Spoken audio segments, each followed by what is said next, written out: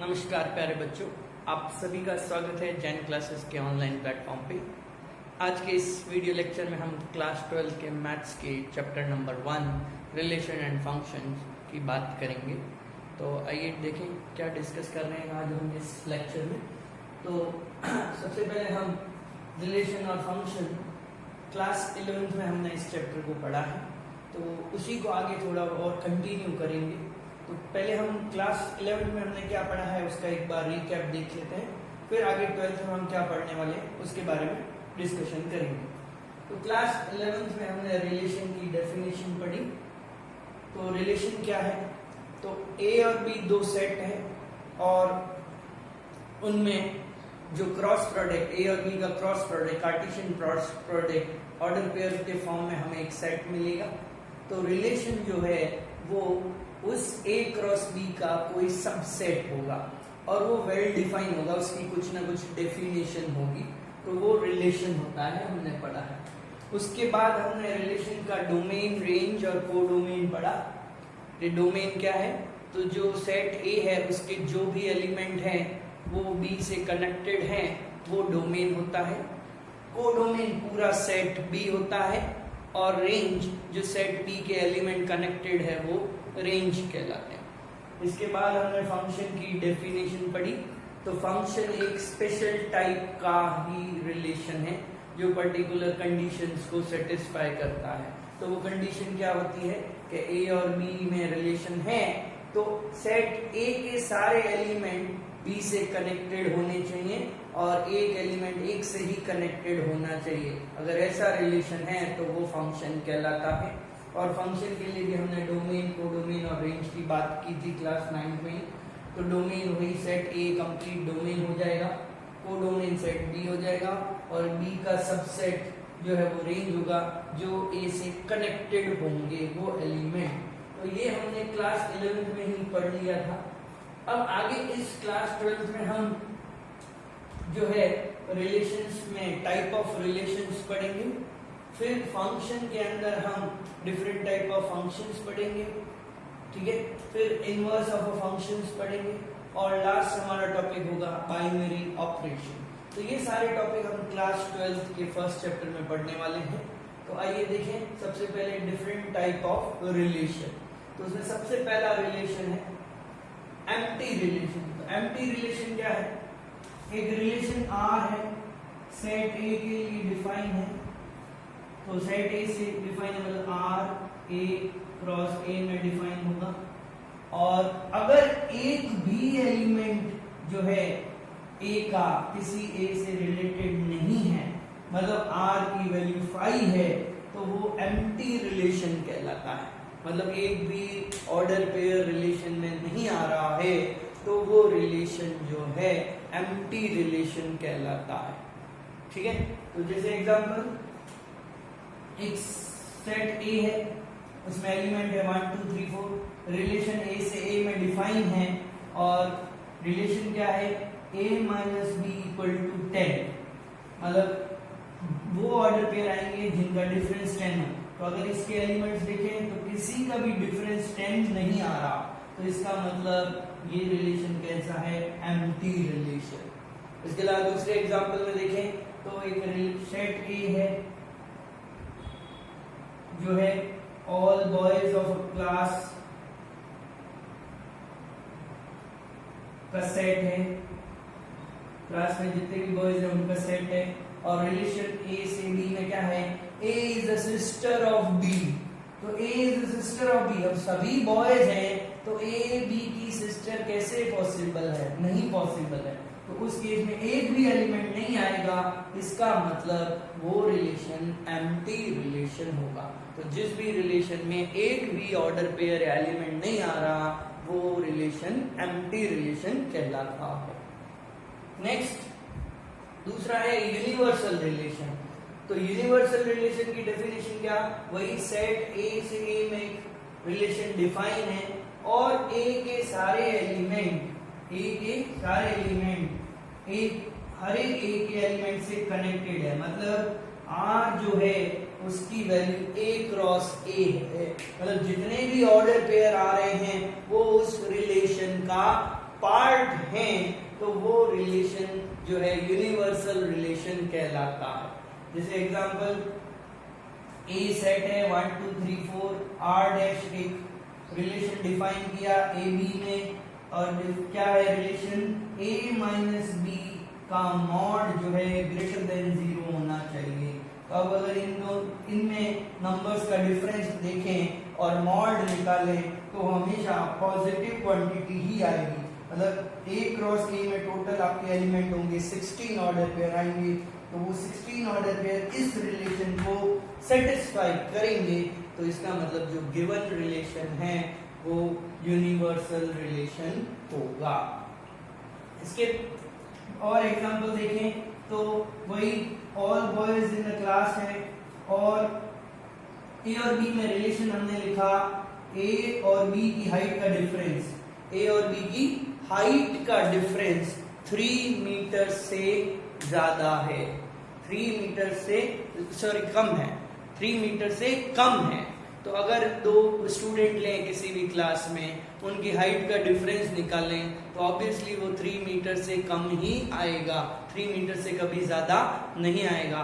तो 3 मीटर से ज्यादा नहीं आएगा, इसका मतलब वो रिलेशन कैसा हुआ, यूनिवर्सल रिलेशन, क्योंकि उसमें सारे के सारे ऑर्डर पेयर आएंगे, हर एक एलिमेंट दूसरे से कनेक्ट होगा, तो वो रिलेशन यूनिवर्सल रिलेशन कहलाता है। तो ये हमारे दो टाइप के रिलेशन हुए, एम्प्टी रिलेशन और universal relation. Next third type के रिलेशन में 3 टाइप के और रिलेशन हम देखेंगे।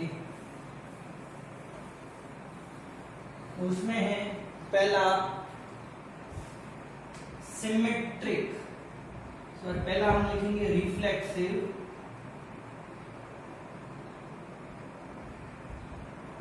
तो रिफ्लेक्सिव रिलेशन क्या होगा, रिलेशन आर है, सेट ए से ए में डिफाइन है और रिफ्लेक्सिव है, तो वो कहता है A comma A should belongs to R, A comma A क्या है, आर को बिलोंग करना चाहिए, और ए की सभी वैल्यू के लिए, मतलब ए की जितने भी सेट ए में एलिमेंट हैं उन सब में उन खुद से रिलेशन होना चाहिए।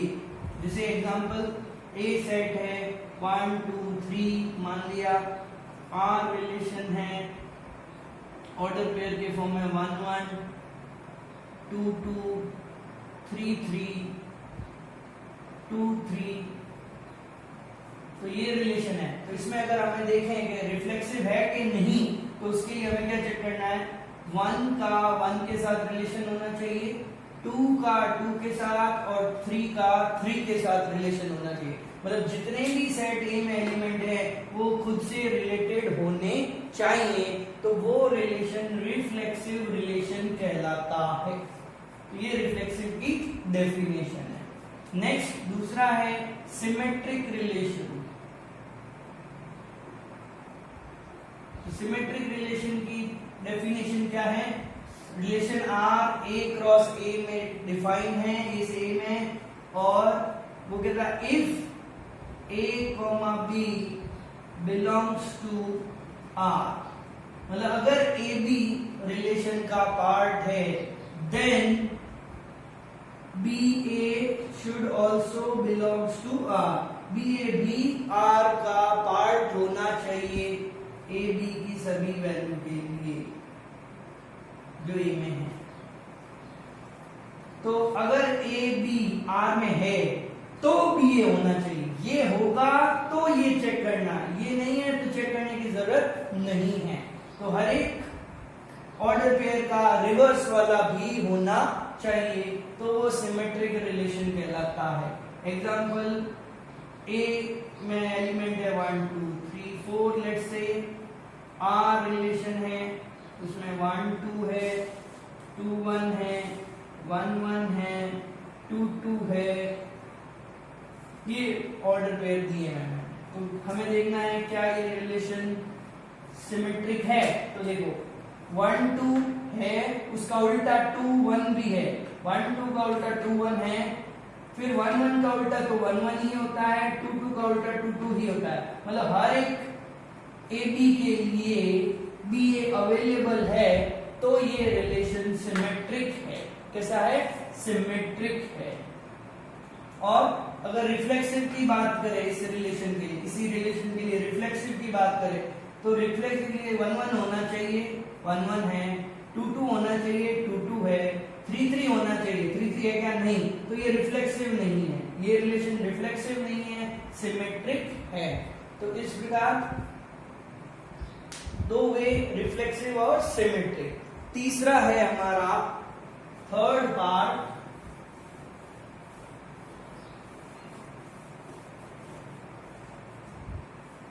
ट्रांजिटिव।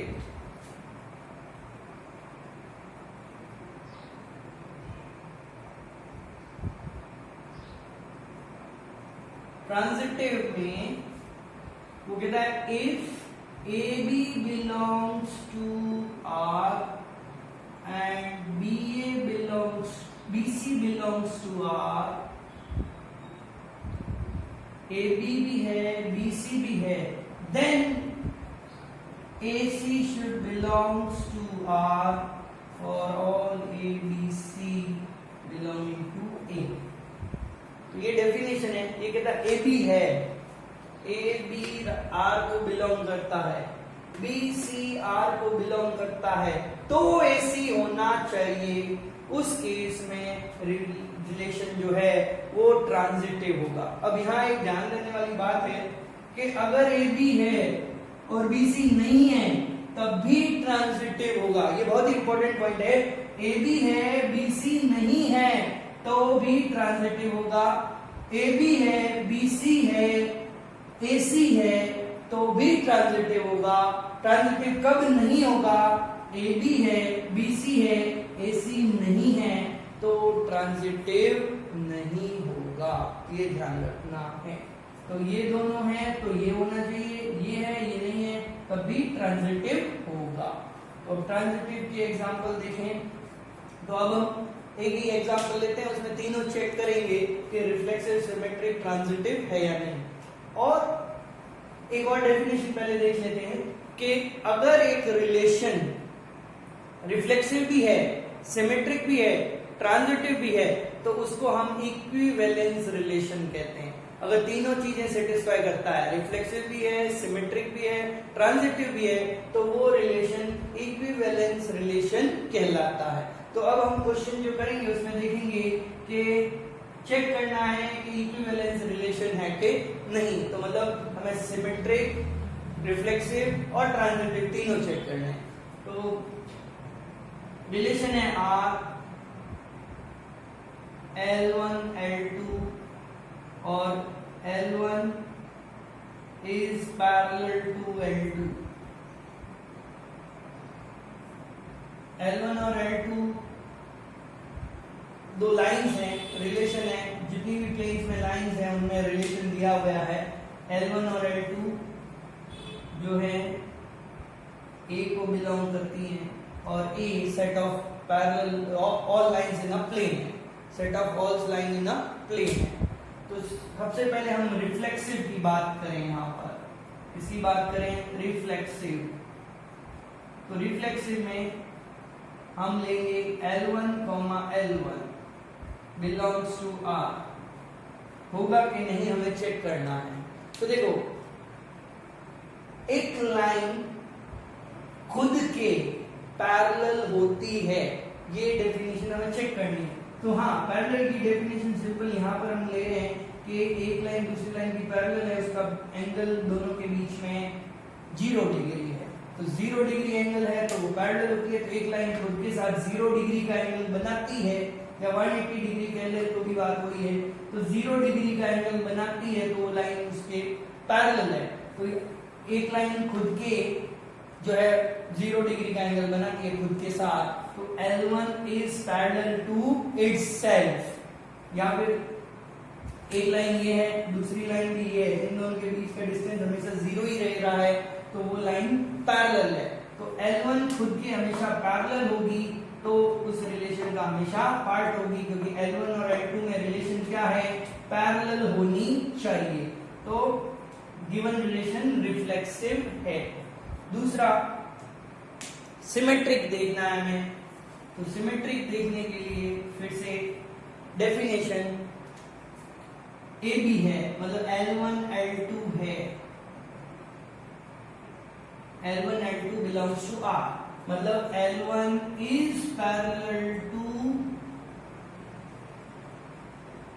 L2 given है। तो क्या L2 is parallel to L1? अगर L1 is parallel to L2 है तो क्या L2 parallel to L1 होगा? हाँ, एक लाइन दूसरी की पैरेलल है तो दूसरी भी पहली के पैरेलल होगी। That means L2, L1 also belongs to R।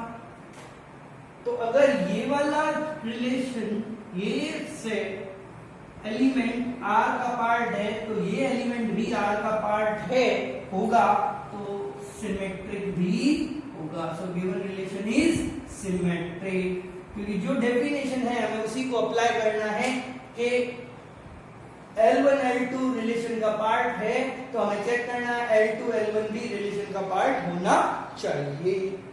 तो ये रिलेशन सिमेट्रिक भी है। नेक्स्ट हम बात करें ट्रांजिटिव की। तो ट्रांजिटिव में क्या, L1 L2 है, तो L1 L2 R को बिलोंग करता है, L2 L3 भी है, मतलब L2 और L3 पैरेलल है, तो L1 is parallel to L2, L2 is parallel to L3।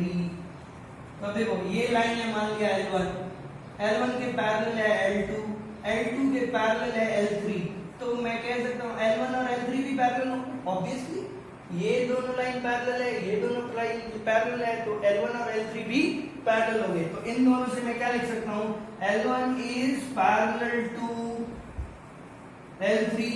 तो अब L1 और L3 पैरेलल हैं, तो that means L1, L3 belongs to R। तो अगर ये रिलेशन का पार्ट है, ये भी रिलेशन का पार्ट है, तो ये भी आ रहा है, मतलब रिलेशन क्या हुआ, ट्रांजिटिव। तो गिवन रिलेशन रिफ्लेक्सिव भी है, सिमेट्रिक भी है, ट्रांजिटिव भी है, तो मैं कह सकता हूं ये रिलेशन जो है वो इक्विवेलेंस रिलेशन है। तो इस टाइप के क्वेश्चंस होंगे जिसमें हमें रिलेशन दिया होता है और हमें चेक करना होता है कि वो ट्रांजिटिव है कि नहीं, रिफ्लेक्सिव है कि नहीं, सिमेट्रिक है कि नहीं, मतलब बेसिकली इक्विवेलेंस चेक करना। दूसरा एक रिलेशन लेते हैं आर एग्जांपल। जितने ज्यादा हम एग्जांपल करेंगे उतना ज्यादा क्लियर होगा।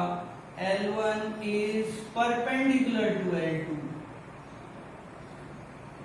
L1 is perpendicular to L2, relation दिया हुआ है L1 L2 दो लाइंस है प्लेन के अंदर, उनमें रिलेशन दिया हुआ है कि वो दोनों लाइंस एक दूसरे के परपेंडिकुलर है। तो हमें चेक करना है कि क्या ये रिलेशन जो है वो इक्विवेलेंस है कि नहीं। तो सबसे पहले रिफ्लेक्सिव की बात करें, L1 L1 belongs to R, L1 is perpendicular to L1। क्या एक लाइन खुद के परपेंडिकुलर हो सकती है? नहीं भाई, अभी हमने बात की इससे पहले ही कि L1 और L1 पैरेलल होते हैं, तो अगर लाइन पैरेलल है तो परपेंडिकुलर का सवाल ही पैदा नहीं होता। इसका मतलब L1, L1 does not belongs to R, एक लाइन खुद के परपेंडिकुलर कभी नहीं हो सकती, तो गिवन रिलेशन रिफ्लेक्सिव नहीं है। अब रिफ्लेक्सिव नहीं है तो ये तो गारंटी हो गई कि इक्विवेलेंस भी नहीं होगा, तो इक्विवेलेंस भी नहीं है ये तो कंफर्म है, बट फिर भी हम आगे वाले चेक कर लेते हैं सिमेट्रिक और ट्रांजिटिव प्रैक्टिस के लिए। बाकी इक्विवेलेंस पूछा जाए तो अगर एक भी कंडीशन सेटिस्फाई ना हो तो उसी पॉइंट पर हम कह सकते हैं कि वो इक्विवेलेंस नहीं है। तो सिमेट्रिक L1 L2 रिलेशन का पार्ट है, मतलब गिवन है L1 is perpendicular to L2, तो L1 L2 एक दूसरे के परपेंडिकुलर है, तो क्या L2 is perpendicular to L1 लिख सकता हूं? भाई अगर ये लाइन और ये लाइन 90 बना रहे हैं तो L2 और L1 भी तो आपस में परपेंडिकुलर होंगे, इसका मतलब क्या, L2, L1 रिलेशन को बिलोंग करेंगे, इसका मतलब गिवन रिलेशन इज सिमेट्रिक। तो सिमेट्रिक है, रिफ्लेक्सिव नहीं है। थर्ड पार्ट हमें चेक करना है ट्रांजिटिव। तो ट्रांजिटिव के लिए L1 L2 रिलेशन का पार्ट है, L2 L3 रिलेशन का पार्ट है, और L1 और L3 चेक करना है। तो सबसे पहले L1 L2 रिलेशन का पार्ट है, मतलब L1 is perpendicular to L2, L2 is perpendicular to L3। और क्या, अब हमें L1 और L3 में रिलेशन निकालना है। तो पहले डायग्राम बनाते हैं, L1 परपेंडिकुलर टू L2, अब L2 के परपेंडिकुलर L3 बनानी है, तो परपेंडिकुलर L3 ऐसी बनी। तो अब ध्यान से देखें, तो L1 और L3 क्या आपस में परपेंडिकुलर है? नहीं भाई, L1 और L3 तो आपस में पैरेलल है। इसका मतलब L1, L3 में रिलेशन परपेंडिकुलर वाला नहीं है, तो रिलेशन को बिलोंग नहीं करते, तो गिवन रिलेशन जो है वो ट्रांजिटिव नहीं है।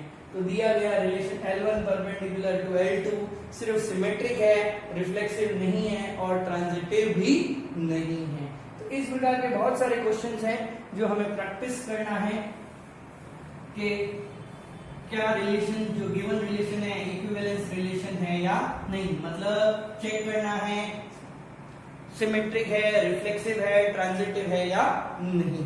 तो इस वीडियो में हम यहीं डिस्कस करेंगे इतना। इसके आगे वाले वीडियो में हम डिस्कस करेंगे डिफरेंट टाइप ऑफ फंक्शंस।